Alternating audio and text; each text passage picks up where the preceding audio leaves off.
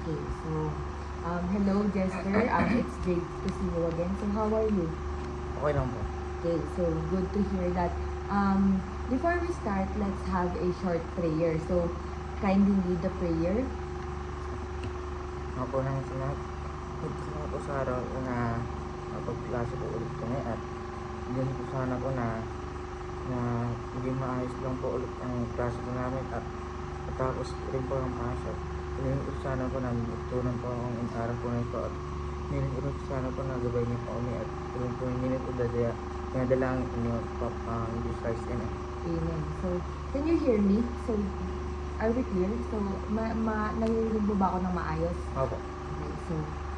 Okay, thank you. So now let's look at our objectives for today. So at the end of the lesson, the learner will be able to identify key details from the farmer and his sons through listening, demonstrate understanding by answering listening-based open-ended questions, participate actively in listening and writing activities, and express ideas by reconstructing the story in written form using their own words. So that's what we aim for today.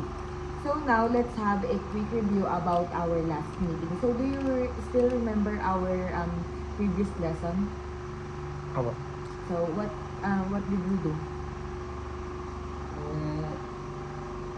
Yung nag-nako po. Nagdako ko lang na.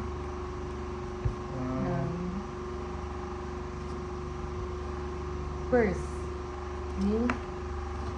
Mrs. Washington, is it correct? So I don't still remember that, but it is about reading and writing, right? So nagbasa ka and you read the Thank You, Mom by Mrs. Langston Hughes. And ano yung natutunan mo about our lesson last time? Po nang gumawa ng masama para mauwa ang gusto. Okay, very good. So, how about your assignment? Do you have an assignment last meeting? Okay, so can you pass it now? Okay, thank you. So, before we proceed to our lesson, I will ask you some questions. So, kindly answer me with a loud voice, okay? So, it can hear in the video. So, the first question is, have you ever listened to a story and tried to retell it? So, na-try mo na bang makinig ng story tapos pinento mo rin siya ulit? Oo. Okay, so, was it easy or difficult? Madali lang ba siya or mahirap? Mahirap from ikwenta? Pwede mahirap po. Okay, so bakit? Paano mo nasabing mahirap or medyo mahirap? Minsan di po naalala. Okay. So, very good. So, thank you for your answers. Sometimes it is easy and sometimes it is difficult because as you've said, you can still remember some parts of the story, right? Okay, so today, we will practice how to listen carefully and retell a story in your own words, okay? So, but before that, let's proceed to vocabulary development. So, kindly read those words and its meaning. Okay, loud your voice. Quarrel. Quarrel. To argue Yeah. argue or fight. Yes, very good. Bundle, a group of stick tied together. Okay. Strength, the quality or state of being strong. Yes. Unity, being together or at one. Okay, so the first one is quarrel or to argue or fight. Yung like we all know the lovers quarrel, yung lagi nag-aaway yung isang couple. The other one is bundle. Its bundle is isang big kiss, isang tali ng sticks. The other one is strength. You know strength? Okay. So strength is the quality or state of being strong. And unity is being together or at one. So, yun yung pagkakabuklod-buklod or pagkakaisa ng isang grupo. So, do you understand me? Okay, so now, we will watch and listen to the story, The Farmer and His Son. So, okay, so here's the video. So you're going to watch the story. Okay, so listen carefully. So can you hear it? An old farmer lived with his 3 sons in a village. His sons worked hard, but they quarreled all the time. The villagers liked their hard work, but made fun of the way they fought. The old man tried a lot to bring about peace and friendship among them, but he failed. One day, the old man fell sick. He told his sons to stop fighting, but they wouldn't listen. So, he decided to teach them a lesson. He called and gave them a bundle of 10 sticks Here's the each. bundle of. He asked them to separate each stick and break it into 2. So pinag-iwan The sons broke all the sticks quickly. The old man said, Dear sons, the task is not over. he gave them another bundle of sticks. He told them to break the sticks in a bundle this time. The sons tried to break it, but they could not. They failed to complete the task. The old man explained that they could easily break the single sticks, but couldn't break the bundle. He told them that if they stayed together, no one could harm them. The sons learned their lesson and promised their father that they would stay together and united in every situation. So do you I am understand parrot. do you understand the story? So now we will proceed to play the video again, but you have to take notes. You have to take notes. So here's the guide. So you have to take notes the characters, the settings, the main problem or what's the problem, and important events, ano yung mga importanteng nangyari din sa kwento, ano yung main problem, ano yung naging problema, bakit pinabreak sa kanila yung bundle of sticks, diba lagi sila nag-away, like that. And ano yung naging lesson or moral ng story. So now, we will play it again, okay? So you're going to take down notes. Ano ba na. yung setting? Setting is where, the place. The place, Please. kung saan nangyari yun. Ganun. Okay, so now, let's play it again, okay?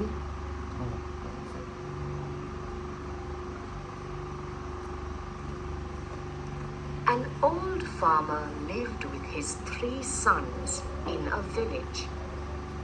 His son So, who's the character? You have to take down notes. So, they live in a village. Village. And the characters are farmer An and old his farmer sons. lived Right? with his Right? 3 So, you're sons going to in a take down notes. village. Isusulat mo siya. His So, you're going to Pwede write yung it. Tagalog. Yeah. Ito po, sagutin mo po. No, ito lang. Yung characters hanggang sa...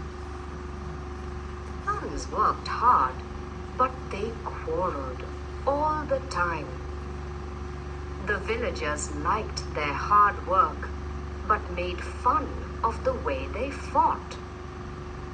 The old man tried a lot to bring about peace and friendship among them, but he failed.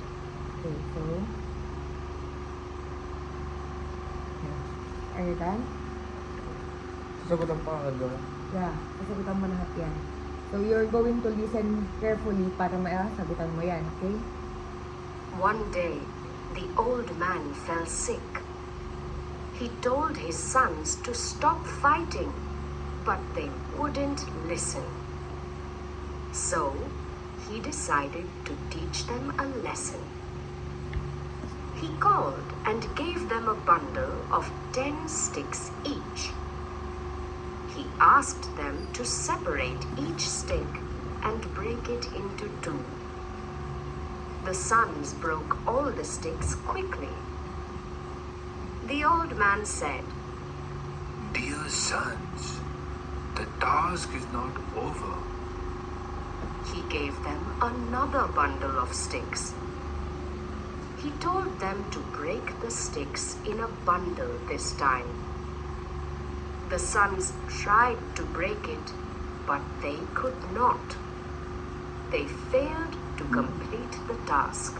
So can you still follow the story? Awa. The old man explained that they could easily break the single sticks, but couldn't break the bundle. He told them that if they stayed together, no one could harm them. So, asang part ka na? Important event. So, Ano po yung important event? important event, ano yung pinaka-importanting nangyari doon sa event? Or like, okay, so do you know that? Oh. Okay, follow.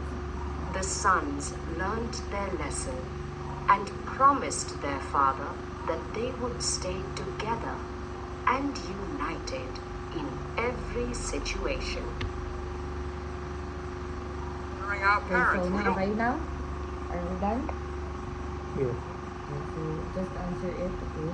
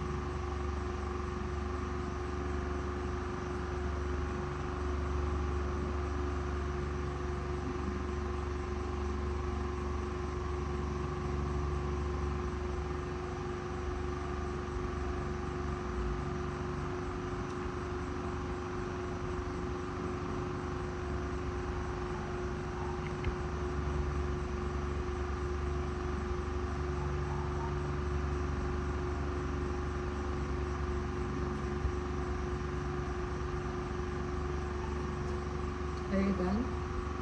Yeah. So very good. So now get 1/2 sheet of paper. So here, the half sheet. Okay, so let's check. One time is inside.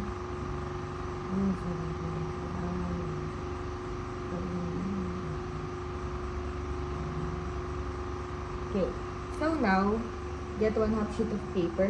So you can answer here in half sheet of paper. Okay, so Ay, luguitan mo. no na, okay na lang yan, kahit mag-numbering ka na lang. So, you're going to answer 1 the to, follow- 1 to 5, but don't number it first because you're going to answer it using complete sentences. So, first question. Why did the farmer give his son a bundle of sticks? So, bakit binigyan ng farmer yung mga anak niya ng bundle of sticks? Okay, so number 1. Pwede ba Tagalog? Yeah, okay. We're going to translate it.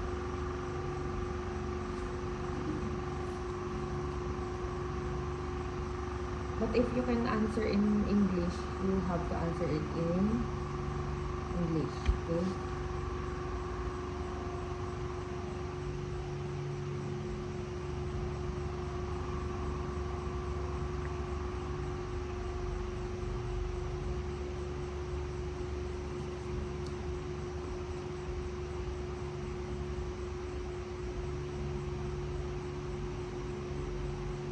Ah.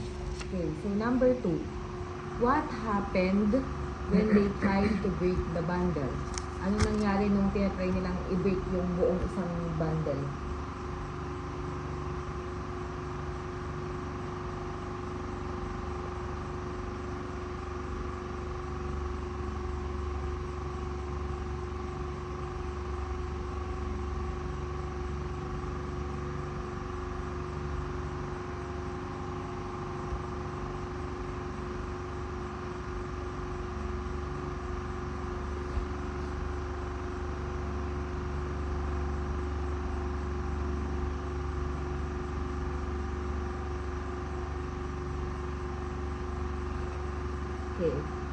you done? Opo. Number 3. What happened when the bundle was untied? Ano yung nangyari nung yung bundle naman is natanggal sa pagkakatali? Nagtagi-isang piraso na lang. What happened? Opo. What happened when the bundle was untied? Di ba yung bundle nakatali siya? So, anong nangyari nung natanggal yung pagkakatali tapos pinutol nila? Yung mga sticks. What happened?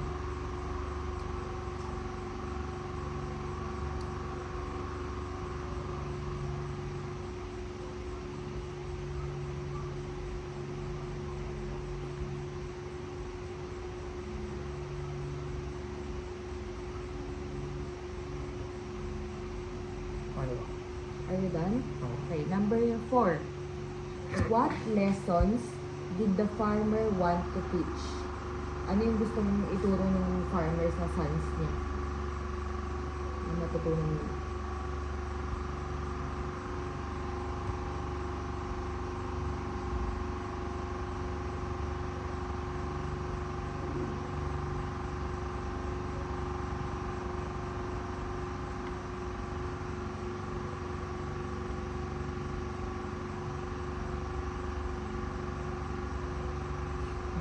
Okay, so last one is how can you apply this lesson in your life?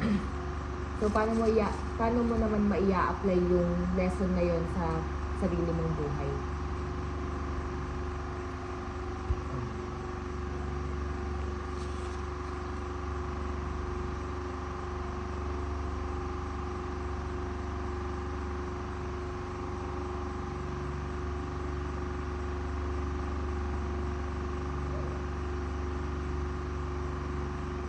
Excuse me. Excuse me.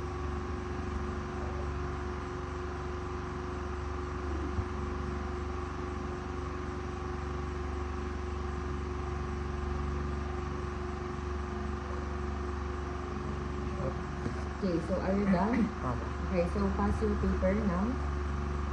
Okay, so let's check it. What happened? Why did the farmer give his sons a bundle? Para bigyan sila ng Anong parusa po? hand lesson, right? Check. So what happened when they tried to break the bundle? Nahirapan silang putulin yung bundle. Okay. What happened when the bundle was untied? Ano nangyari nung ano? Pinutol po ni Alo. Okay. Madali lang? Madali lang yung maputol. Okay. Number 4. What lessons did the farmer want to teach? Wag ulit. Huwag ulit mag-aaway. Okay, very good. So, number 5, how can you apply this lesson in your life? Maging mabuting anak sa mga magulang. Okay, check.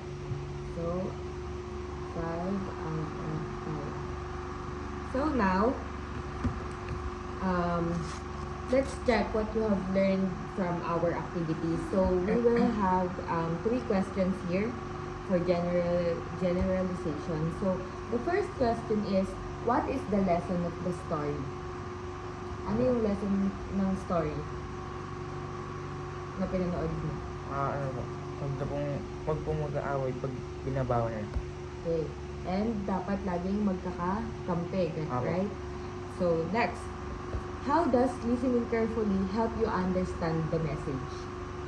Paano nakatulong yung pakikinig mo ng mabuti para maintindihan yung message ng story? Ulit. How does listening carefully help you understand the message?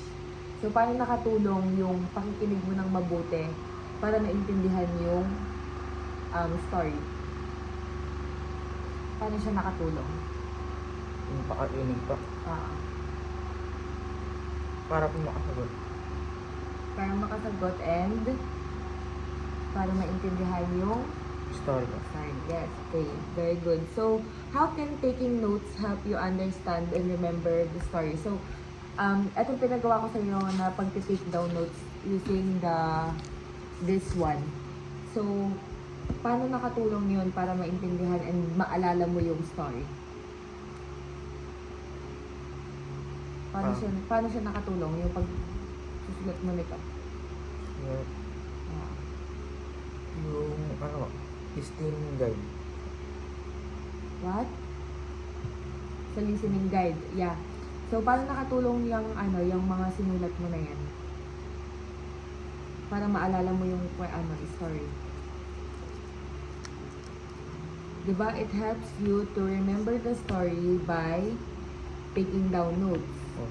Para kapag may hindi ka na naaalala, pwede mo siyang Basahin ko. i-check. Okay. So, very good. So now, using your notes, using this one that you've done, you're going to write 5 to 7 sentences.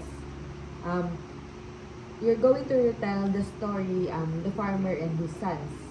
So, ikukwento mo siya sa sarili mong words. In correct order ha, kung paano yung unang nangyari, the second one, the third one, and up to last. But, you don't have to copy the main story. So, you're going to, May ikukwento title mo din siya. ba? No, just, ikukwento mo lang siya. Like, ikukwento mo lang siya kung ano yung nangyari doon sa story. But in correct order. Yung pagkakasunod. May iba kong parte na iba rin pong Hindi. You're going, di ba, ano yung narinig mo sa story, di ba? Di ba napanood mo na nag-aaway yung tatlong magkakapatid, tinuruan sila ng lesson ng father. And pinagawa sila na mag-break ng bundle, di ba, hindi nila na-break yung una. Ay, na-break nila yung una, and then the second one is they didn't break the bundle. And then, that's where the lesson comes from. But, you're going to retell it. Ikukwento mo lang siya ulit. Like, for example, narinig mo tong kwento na to, then you're going to retell it. Ikukwento mo lang din siya ulit sa ibang mo kakilala. Ganun lang din. Ikukwento mo lang siya. Kung ano yung narinig mo, ikukwento mo lang din ulit siya. Okay? Pero po yung iba po yung sentence. Yeah. In your own words. Sa sarili mong salita. Sa sarili mong Sariling isip po. So, we're going to create that. 5 to 7 sentences, okay?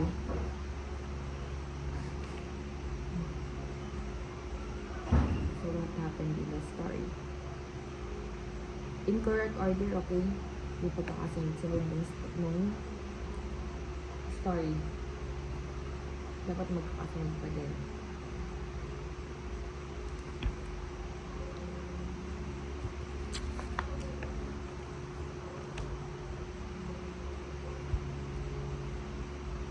Is it hard? Yeah. Okay, we're good.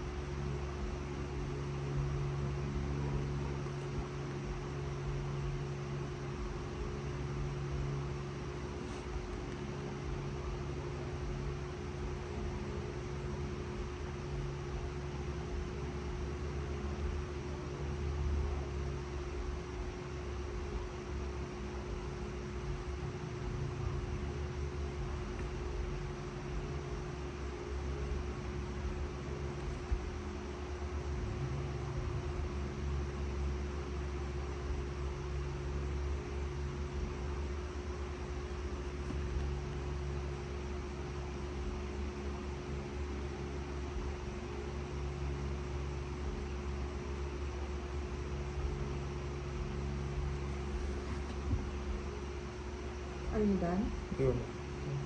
Just take your time.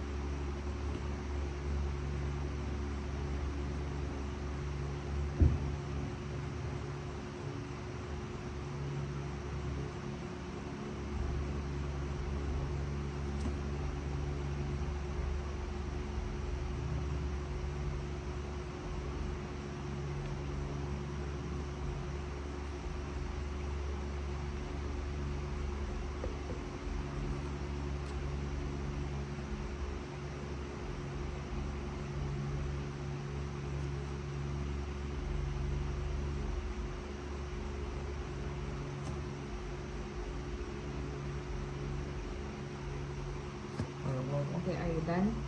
Okay, now pass your paper. Okay. You just have to pass it. So, I'll get it later. Okay, so now, okay, so, you have to pass it now. Pass mo siya. So, now, let's have a short quiz. So, here's your quiz. So, in part 1, kindly read the direction. Part 8, directions.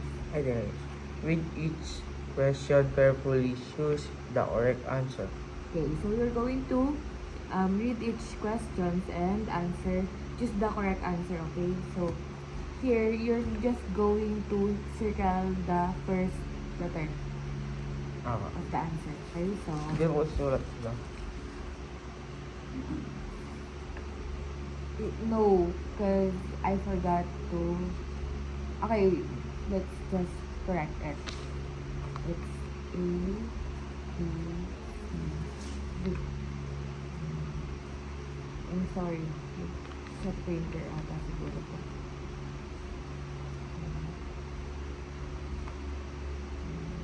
Just write the correct letter, okay?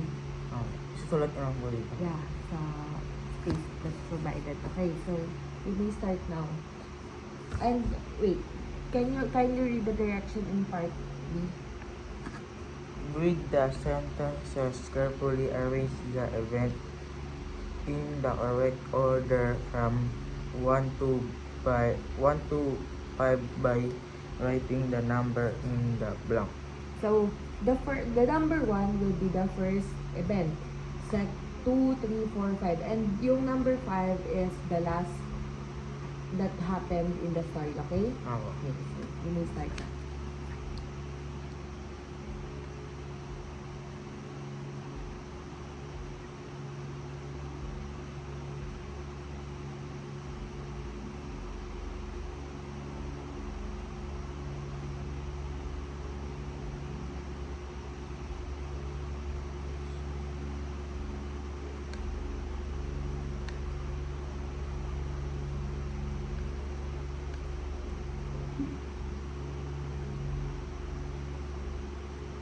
Ano po Tagalog ng quarrel? Ah? Ito po, quarrel. Quarrel. Yung here. Quarrel means to argue or to fight. Nag-aaway. Quarrel. Nagtatalo, nag-aaway.